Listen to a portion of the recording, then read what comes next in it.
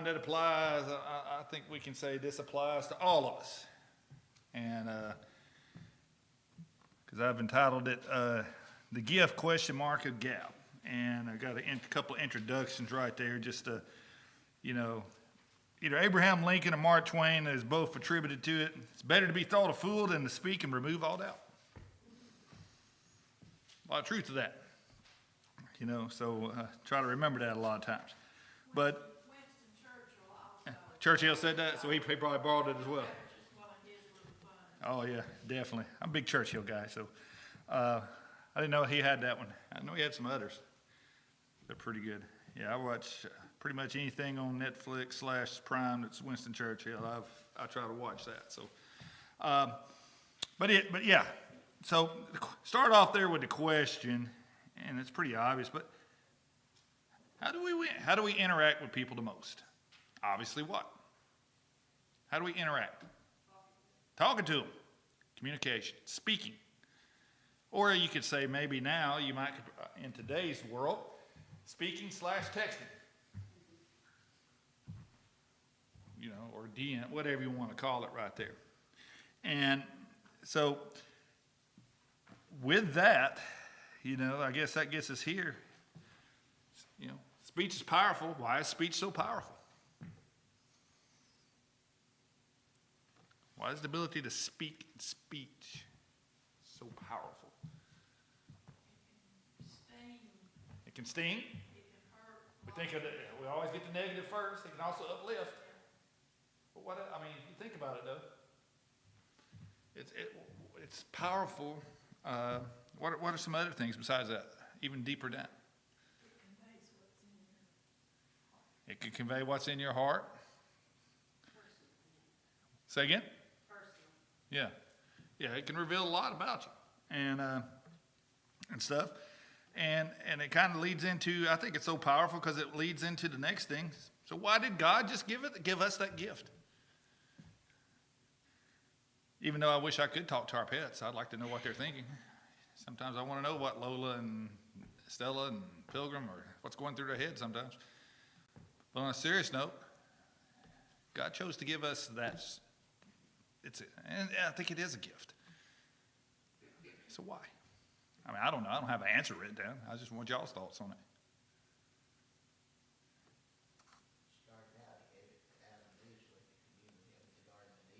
it. Yeah. So it starts out there, and then if we go back to, I think that, so we can commune, and, think about it. Think about if we couldn't communicate.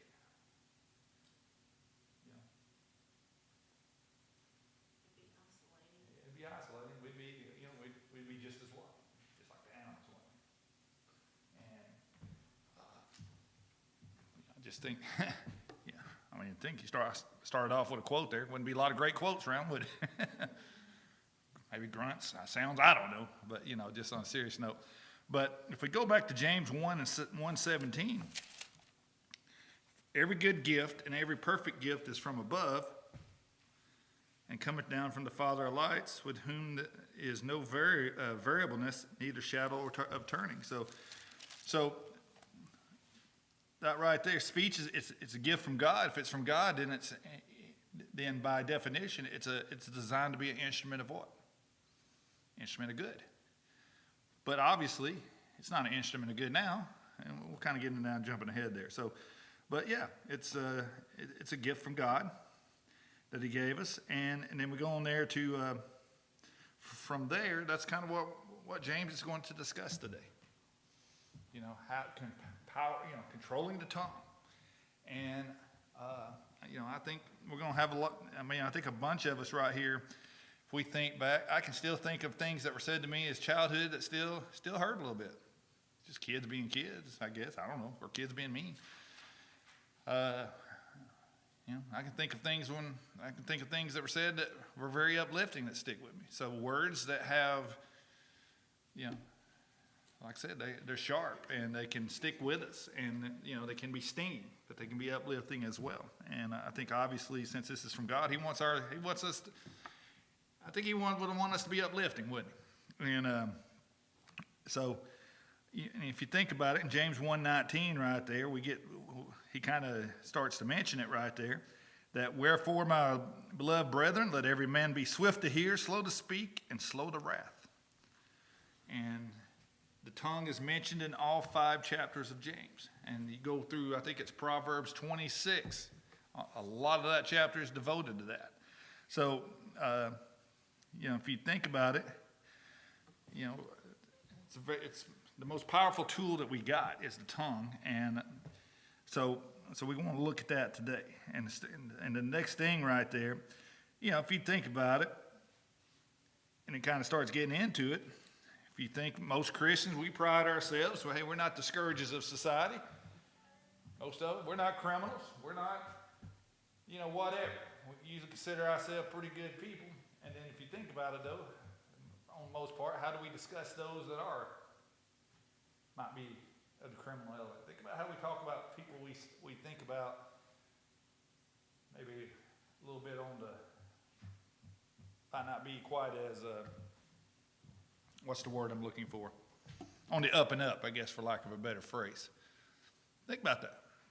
And yeah, it seems like it's almost, well, that's the way they are. But I mean, but yeah, and I like what I found right here. It says most Christians don't stumble until they trip over their own tongue. Romans 3:13 and 14. So Paul gives us a little bit of advice there. So let me find that real quick. Romans 3:13 and 14. There's 3. Let's find it.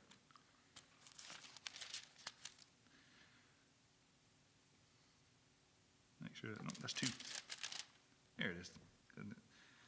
Their throat is in an open sepulchre. With their tongues they have used deceit. The poison of the asp is under their lips, whose mouth is full of cursing and bitterness. Right there. So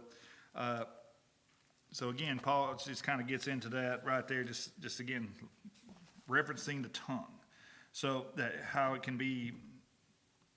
As I said, it gets us. If you think about it, probably what gets us in trouble more than anything.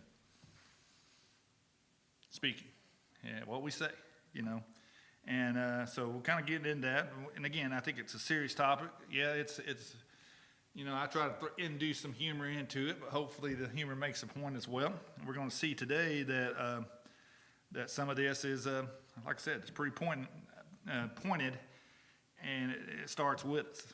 It starts with each of us. And I can go back and remember, even as a kid, I was getting back to people I said that things that were mean or uplifting. And there are things I still think about when I was a kid. I said some mean things, and it still bothers me a little bit. I was like, man, God, that was mean. Why did I say that? And we go from there. So, but anyway, in James chapter 1, we looked at patience and trouble. James chapter 2 was practicing the truth, and then James 3, we still get the alliteration there. Power over the tongue.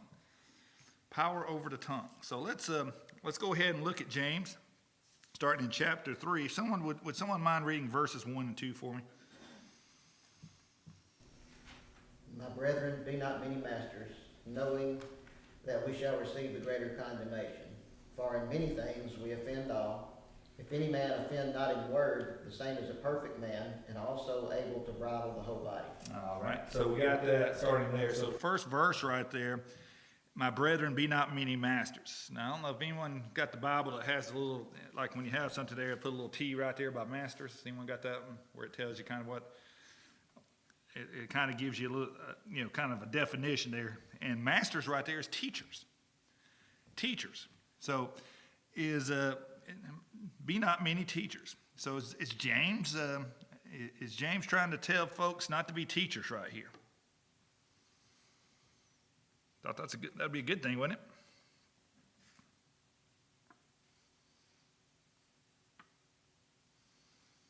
What's it? Well, if we kind of look at knowing that we shall receive greater condemnation.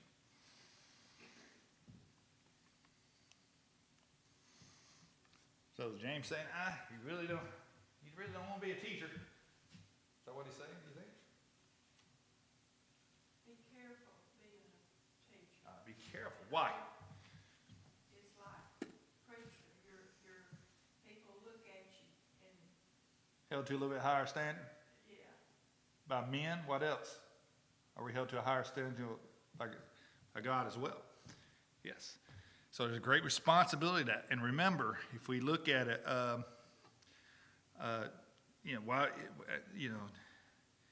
James is suggesting that basically is that in the early church, there were a lot of people that were wanting, there were a lot of people wanting to be teachers at that time.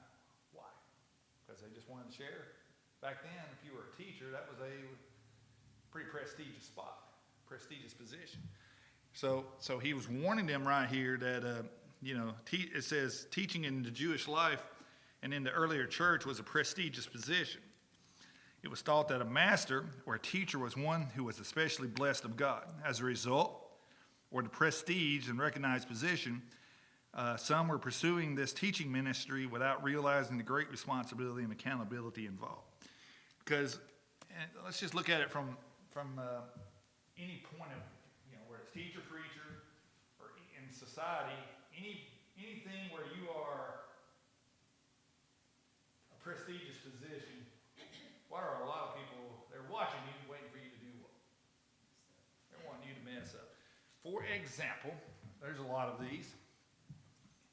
I'll just use education as the example, when a regular school teacher gets arrested, it just doesn't say man arrested in Podunk, Alabama. It says school teacher arrested on it.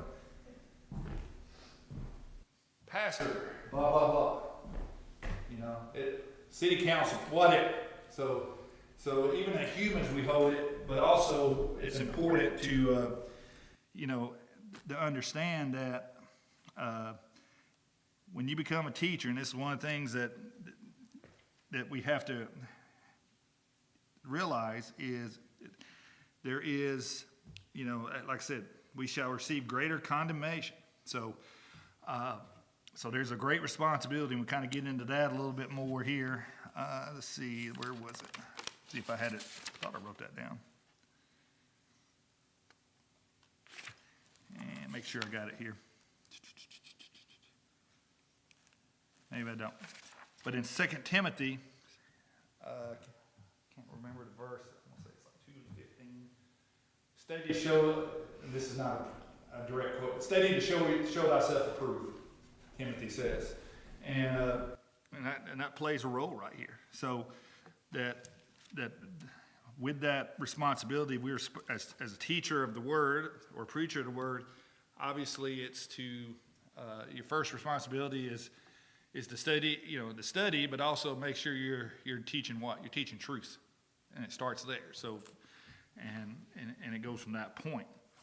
So from there we go to verse 2, and it says, for in many things we offend all, and if a man offend not in word, the same is a perfect man, and able also to bridle the whole body. Now we see perfect right there. Anytime we see perfect, what's the first image we always get in our mind when we hear perfect? Usually we think of who?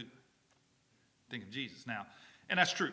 That's not the perfect they're talking about right here. This perfect is derived from a Greek word which means mature or complete. And that's the term of it. In verse 1 and 4, it says, but let patience have her perfect work. And then in verse 2:22 of James, it says, seest thou how faith wrought with his works, and by works was faith made perfect. And again, it's talking about being mature or complete. So as we said right there, it says, if any man offend not in word, that same man is a perfect man. So what it's saying right there, able to also bridle the whole body. So if you're able to control your tongue, then you have a measure of control over every aspect of the body. But we got to realize, again, this kind of goes back, is that something that's really attainable? Is it truly attainable to be able to do that? What do you think? To have a complete control. No, it's not. But it kind of gets back into what we were talking about last week. You remember we said justification was an act, sanctification is a process. And that's part of it. We never attain this, but it's something to strive for, and that's to increase control over our tongue and our bodies right there. So So, he starts off right there that again, pretty much he says, listen, this is, besides the teaching thing, then he starts throwing in there, it's not an easy thing to do to control the tongue. Because when do we usually get in trouble with our tongue? Yeah, when we're mad. It just comes out, don't it? Now, we're going to see later on, we've discussed it already. Does that excuse us? We don't get excused because of that, do we? So we'll kind of get into that. Rabbis in the ancient days compared the tongue to an arrow, like a bow and arrow, because they can kill from distance and without being anywhere near the victim, unlike a knife. And that's kind of a reference there to Psalm 64:3. So if you think about it, our words, we don't have to be right here in the presence of the person we're hurting right there to hurt them with our words, do we? Especially now, got all sorts of ways to do it now. We can, besides just talking about folks, you got social media or the phone or, different ways right there. And we'll kind of get into that, how sometimes we despise how what we think are innocent words can be a big spark. So our tongue can be a concealed weapon that's always with us and can be brandished anytime we speak. So, that's kind of a very extreme example that this commentary wrote, but it kind of gets the point home. Think about it. What he was saying was, if he's carrying a concealed weapon, if you brandish a concealed weapon, that's a big responsibility. And he says every time you think about it, every time you speak, you should. The tongue could be a weapon, and so that's that's how he was describing how powerful it was. So in our lesson this week, if you look, I think our author right here, he divides the power of the tongue into 3 categories. We're going to look at those, and it kind of as it relates here. So now let's look at verses 3 and 4, and if I could, would somebody mind reading verses 3 and 4 for us? Behold, we put bits in horses' mouths that they may obey us, and we turn about their whole body. Behold, also the ships, which though they be so great and are driven of fierce winds, yet they are turned about with a very small helm, whithersoever the governor listed. All right. So we got 2 things there. Now, I will say this: if kind of get back into we was hoping our pets could talk, or if horses really knew, could we really control horses if they really knew how powerful they were? Think about it. Anybody here ever had to work with horses before? Pretty strong animal, very strong animal. If they make up their mind, and especially when they're unbridled. Now, when you I can still remember. I worked at a camp summer after my senior year, and that's what I did. I was I don't know what you call it, horse hand or whatever. Did like the little horseback rides for little campers every day. I can still remember, kind of having to. I was scared there at first because like I said, they were like, they talk about if you walk right behind them, they don't know you're there, they're gonna kick you. So you got to walk up, talk. Hey, how's it going? Tapping them. What's up? But seriously, but you're supposed to let them know you're there because that would startle them. You're kind of right there. But that horse, like I said, so he references that. If you think about it, the horse, if it wanted to, is strong enough to be in control. But if a horse is unbridled, how could it be controlled? And besides, if you have an unbridled horse, doesn't just affect you, does it? What if there are other people right there in the area? Would that affect them as well? So we see that right there. As James he's kind of making a, we kind of see that he's given a comparison here, and so my next question is kind of leads me. When a horse is under control, it's pretty helpful though, isn't it? What can horses do for us? Well, let's just think before cars. The horse is pretty useful animal, aren't it? horses. Yeah, had plow horse, so plowed the field. And riding horses and horses that haul. So they did work around the farm, you know, Yeah, so. well, I grew up on a farm, So- and he always said, we had one called Blue, stubborn, said you can lead him to water, but you can't make him drink. Well, there's not people like that. So yeah, so they can help with labor, transportation, you know, but they gotta be, you know, again, they have to be controlled so they can do good things. If they're not controlled, you know, it can cause some trouble right there. What are some other things like that that can be good when controlled, but dangerous when not under control? Fire, yep, we'll hit that. We're gonna hit those here in a minute. What else? Water, yeah. And it's good, but then it can tear houses. Yeah, and it can be harmful too. It can be deadly, but it's Yeah. good for the most part. Yeah, water and fire, obviously the first two right there, we'll get to that. What about electricity? Yeah, electricity can be good, be bad sometimes, you know, especially when I'm having to work with it. Usually I just tell Free to work with it. You know, there's other things there, almost anything. A car, when a car's used right, it's a great thing. When it's used, you know, irresponsibly, it's dangerous. You know, just almost anything. So lots of things there, and that's kind of where James is kind of getting us right here. Is we got to understand our tongue. It can be used for good, but if it's not controlled, then it's going to be a negative thing. So the power or control of the tongue needs to be controlled, or it's going to be dangerous. And so what we want to look at, you know, is that like James was talking about right here. And again, I kind of lost my spot here. All right, there it is. You know, the tongue has great power like that of a horse, but it can be controlled. When a rider wants the horse to stop, he pulls back on the reins and the bit presses against the horse's tongue. I always wondered how that worked. But, you know, a horse in control can be a great asset to perform many valuable services, as we discussed. You know, and we got to think of it like that. How many Christians can be of great service to the kingdom of God if they can only control their tongue?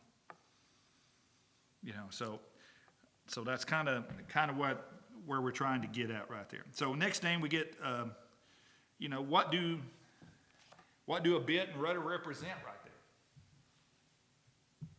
We see those references. We see the bit of the horse in the horse's mouth, and we see the rudder of the ship. They control. Not only that, compared to the size of the vessel or the horse itself, are they very large? No, it doesn't take, you know, and that's the thing. A rudder is it's a very small part of the ship. You know, the bit's not very big compared to the horse, but it can control the entire thing, can it? So, you know, there are small things that can control or have a great or powerful effect over something. And one thing that we see right here on about the rudder is, and this is something I think also we got to take not only the responsibility ourselves, but a rudder controls the destiny of the ship, and here's the deal, and all aboard it. And all aboard it. And this is something right here that we got to understand. An entire family, group, or congregation can be controlled by one member's tongue. You know, if you think, I'll make my athletic reference each week, or it would be a Sunday school lesson, but you know, if you think about it right here, y'all may or may not know, but back in the day, the Miami Hurricanes football team, they didn't have a very good reputation. They were known as kind of being showboats and stuff like that. And do you think everybody on that team had that personality? No, they're not all did. But when, you know, on TV and stuff, when they score a touchdown and they're taunting the crowd or taunting the players and stuff, those people are speaking for that entire team, aren't they? Even though that offensive lineman that probably just, you know, he probably had, you know, he's not like that or whoever. And same as for us, you know, as, for example, I'll start with family. You know, if you have one member of the family can go out the way they talk, that's how people are going to see you representing that family. Same way as a church or a congregation, you know, or a congregation. You know, people are going to could possibly kind of get their opinion can come from that. So if we look at it right here, you know, James is telling us that the direction of the tongue can be controlled, just like you know, or the size of or a rudder can control a ship, you know. But even though it controls the destiny of it and all those on board, like I said, the entire family can be controlled by the tongue of one member of family, and often the direction of a church is determined by the speech of a pastor or some self-appointed individual who gossips. So we got great responsibility, you know, with our tongues. So in the control. All right. So that is power to control. So it gives us the rudder and the bridle and the bit right there to as our example. So let's go to verses 5 and 6 now, and we'll flip it over to the back. If someone would please. Even so, the tongue is a little member and boasts great things. See how great a forest a little fire kindles. And the tongue is a fire, a world of iniquity. The tongue is so set among our members that it defiles the whole body and sets on fire the course of nature and is set on fire by hell. All right. So as we look at it right there, I got a little chart there, and I like comparison charts.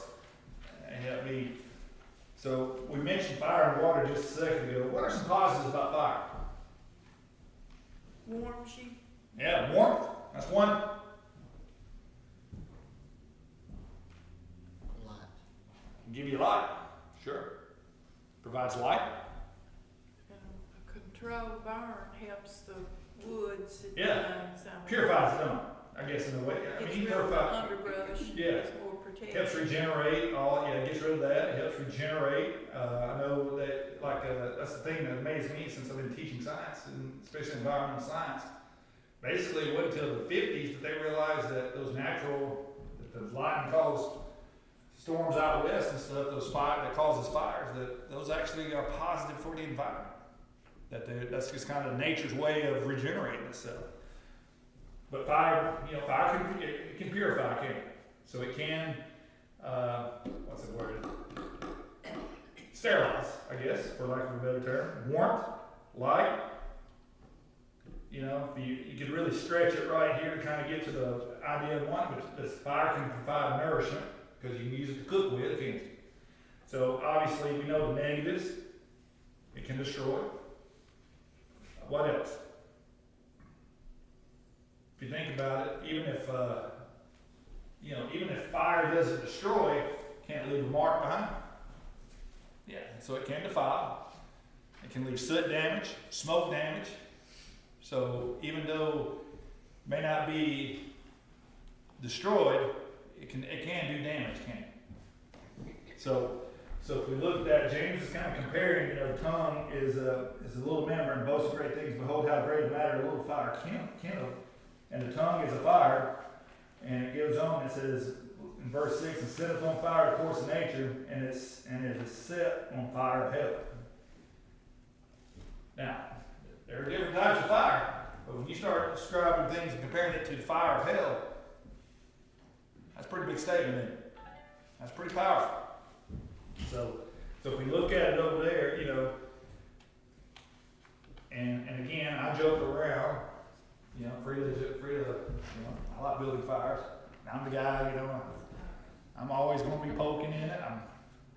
I can't leave it alone, I guess you can say. But I want you to think about, to me, it is amazing to me how when I start off, that little small fire right there just got a little bit of flame going. And if you keep adding fuel to it, how big can that fire get? Just one spark. And so, what can one small spark from a campfire create? You know, like a large fire. If you remember, I can still remember the old Smokey and the Bear commercials. You know, it talks about one cigarette, one spark, one count, you know, one ember from a forest fire can destroy a whole forest. You know, and just like that, one tongue not controlled can damage or destroy countless lives. And I'm over there to the right of the chart right there, but it says the tongue is one of the smallest organs in the body, but it may be the one of the most powerful. And like sparks, words can start fires. Words can start fires. And sometimes it's not intentional, or even it may not even be premeditated, like I was talking about. We get mad. But however, it still can cause damage, and we can still have to account for it. And so as we look at it right there, trying to find there's page 5 right there. You know, just kind of looking at some of the examples. I mean, you just think about it right there. Things can be rocking and rolling pretty good. And one word spoken by a church member or somebody or anything in a group can change everything, can't it? And I'll share this example with you. You know, just some things that get said, especially when, you know, I've said it before, 99% of all problems between human beings is usually a lack of communication.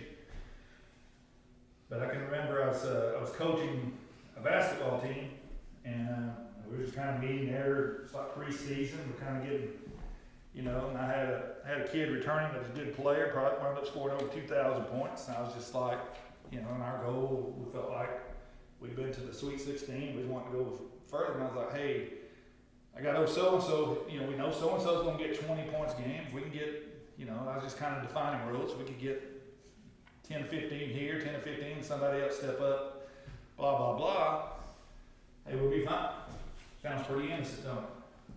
So it gets back to me that, well, you said so-and-so is number 1 and everybody else is number 2 and number 3. That's not what I said. But I should have worded it different, and things like that. But I have one thing I read, a hot head can lead to a hot heart, or reveal a hot heart. How many times have you heard, he's just a hot head. That's just the way he is. As Christians, is that excuse? No, it doesn't. Because, you know, you can say a lot of things out of anger, and, before you know it, you know, it's got,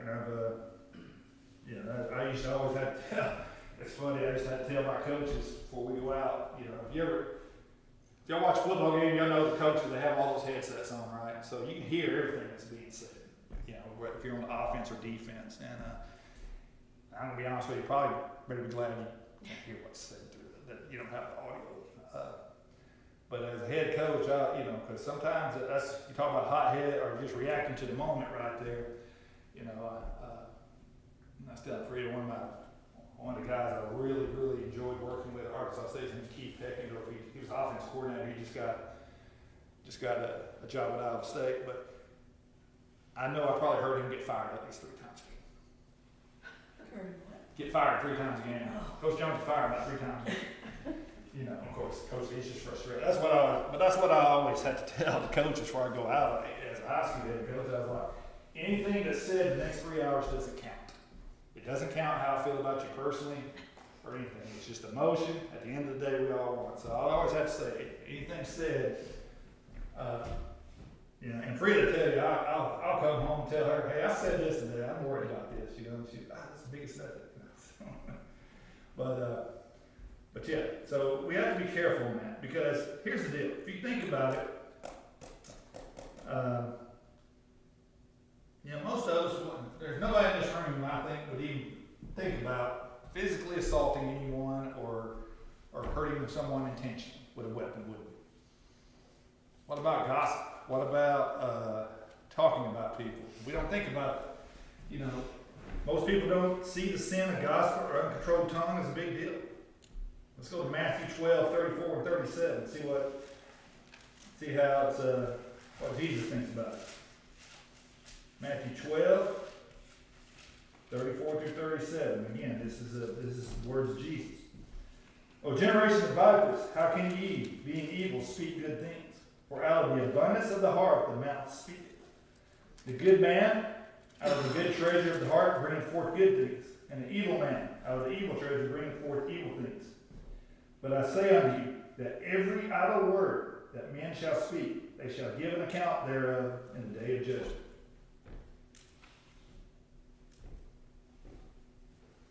You know, so that's what our Lord and Savior thinks of. So it's a pretty big deal. You know, I'm not saying those others aren't. I'm just saying though that sometimes it's just words. You know, sticks and stones. You ever heard that? Is that really true? Sticks and stones can break my bones, but words can't hurt. That really kind of, you know, if you think about it, that's not really a true statement because words do hurt, don't they? And you know, I'm kind of getting more here today. And people, you know, and as we go, so we talked about the tongue. It has the power to direct. It's got the power to destroy. So that's what that whole section 2 is. It's got the power to destroy. And if you now, I put a question there, you don't have to answer it out loud. But are there areas of our lives or speech over which we would like to have more control? Are there areas of our lives we'd like to have more control over? Kind of getting away from it. So, yeah, definitely, no doubt. And but like fire, the tongue can create or destroy. And as verse 8, you know, I'm kind of getting to verses 7 and 8 right there. I don't think I read those, but it's just, it says, for every kind of beast and of the serpents and birds and of the serpents and of the things in the sea is tamed and hath been tamed the mankind, but the tongue can no man tame. It is an unruly evil, full of deadly poison. So, you know, verse 8, tongue no man can tame. Why is the tongue so hard to tame, guys?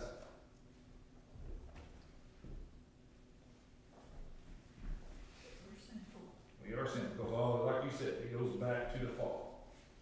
You go back to Genesis 3, 1 through 5. How was Eve? How was she deceived?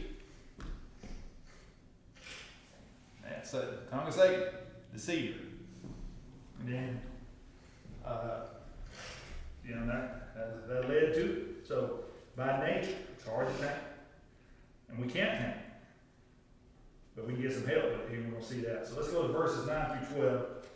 Again, this is one of the things here, I want to kind of get it powered up right here. So right here, we got water, some positives of water. How can water, what's good about water? What can it do? Drink, travel. Yeah, it refreshes us, don't it? We use it to do, what else can it do? Wash.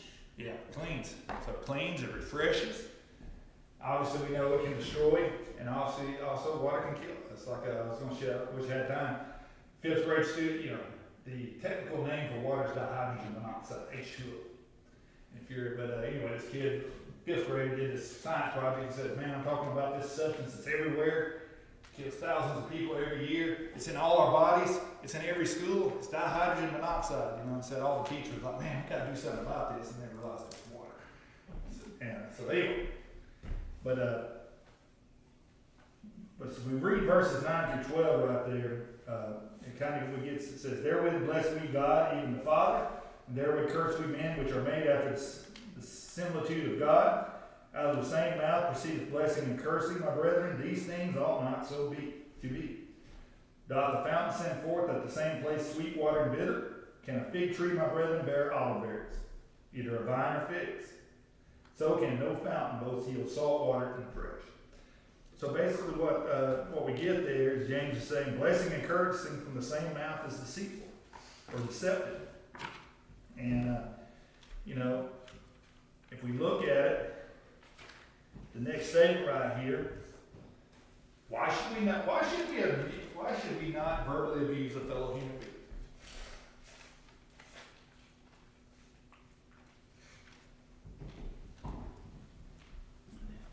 It's being hurtful to It's the hurtful. person. It's very hurtful. And then it's gonna make you feel bad Yeah, that you, it or it hurts us. should. It makes you feel bad that you've done that. And if we go back right there in verse 9, it says, therewith cursed we men, which are made after the what? Similitude, likeness of God. Because we are made in God's image. And if we look at it right here, you know, it starts there. I remember having a good friend of mine, he just talks about it, driving crazy. You know, when he meets you in the hallway, he's going to, you know, he may not speak to you, but he's at least, he says, I am going to acknowledge a fellow member of the human race. You know, and he just talks about people, you know, if you're in a, you know what I'm talking about, you get on an elevator, you walk in the hallway and meet someone, and they just walk right on by, you know, I'm at least going to, you know, hello or hi or nod, at least acknowledge their presence right there. But it kind of gets us here. This verses 11 and 12, it talks about sending, you know, a fig tree, fig tree, or I'll just put it kind of gives, a fig tree is only going to produce what? It's going to produce figs. Orange tree is not going to produce apples. And I think it's kind of getting into, you know, we're kind of getting into this, you know, we said last week, faith and works are intermingled and not separate entities. They got to work together. And our tongues are the same, can be the same way. You know, our tongues can reveal a lot about us right there. So it's important to understand we got to have control because, again, it's power to destroy, it's the power to delight. And if you think about it, when the tongue is used in the right way, it's uplifting, and it can it can do a lot of harm, as we said, but it also can do a lot of good. So as we kind of get to the conclusion right here, you know, James reminds us that our tongues and speech reflect us. Our tongues put our thoughts into words, and if our minds and hearts are full of fire, of the fire of evil intentions, our tongue will be the flamethrower that sets it all ablaze. So, if you are able to praise the Lord at church and speak evil of those who you worship with, then that's a contradiction to your Christian profession of faith. Like James said, my brethren, these things ought not to be so. So, you know, another thing, even today, if you think about it today, it's even worse. You know, and I have there in the conclusion, verse 8 says, the tongue can no man tame. If a man can't tame it, who can? Yeah, Jesus. So, you think about the things that we can do, you know, on a practical level, become, you know, more godly in what we say, you know, and you know, how can we have an increasing degree of control over our tongues? And you know, you look at Galatians 5:23, kind of gets into that a little bit. So some questions there really to think about, you know, personally. You don't have to answer them out loud right there, but I think one of the things here again, we just got to realize that it is that our words are powerful, and just one thing kind of here. This person says here. This is one pastor I found out of Dothan. He says, sticks and stones may break my bones, but words never hurt me. He says, I have found that phrase has lost its flavor. Words do matter. They can hurt deeply and cause people to feel afraid or have anxiety. Or they can do wonders for a person's soul. They can uplift or give life. Words and phrases that we use in our language with one another carry meaning. And it says, our tongues do hold more power than we realize. And there are many times where I remember people's words and have either built me up or tore me down. And times where I've used words that have either hurt or helped others. You know, we've all had good moments and moments where we let our tongue spread its deadly force. He says, lately, tongues are becoming more lucid when not dealing directly with a person. You know, it's as if somehow the person or group of people not being present allows more freedom in how they can be addressed. He says, I have seen more and more Christians and others feel the need to post their views on Facebook, Twitter, and, you know, using ugly names to vilify people and even other Christians. You know, and it says, cruel memes are posted targeting another person or group with sarcastic or jeering comments. And it's just like I said, what usually happens to those types of posts? People jump in right on them. One little small spark right there, that one little small post can start a big fire, and all of a sudden you got all these different people, and you get And I've seen it in schools. So-and-so's, whatever, they post something on Facebook about so-and-so, and it just starts a big little ruckus. So now even today, and I think that, and I'll say this and I'm gonna close, that, you know, I think you see it with kids today in school. Now that, with that, and that as it has carried down, you know, with what that he was saying, how tongues have loosened, I think us as adults, I think that's being passed down to our children. You know, so it's kind of one of those things there, you know, our words carry a lot of power. And it doesn't take one, you know, maybe one small word, it can start a fire. But also remember, as destructive as they can be, words can also be just as uplifting. And as Christians, we're supposed to use it lightly. So anyway, it's one of those things I could talk another hour about that. But anyway, so next week we'll be in the second half of chapter 3. And like I said, I didn't even get into, I still have stuff I was going to reference in the book there. Read that great section right there in the book on that. So, but if not, we'll close with a word of prayer. So Lord, again, we're thankful for this day. Thankful for all your many blessings. Thankful for this time to study your word, Lord. And Lord, just pray that you will just keep us reminded, Lord, of how powerful our words are as we interact with fellow Christians or just fellow human beings, Lord. Lord, be with us to go through our worship service. You know, just lead, guide, and direct us that everything be pleasing to you. Lord, give Brother Nathan the words that we need to hear and be with each and every family here, Lord. And Lord, again, just thank you for all you do. Thank you for your son, Jesus. Forgive us for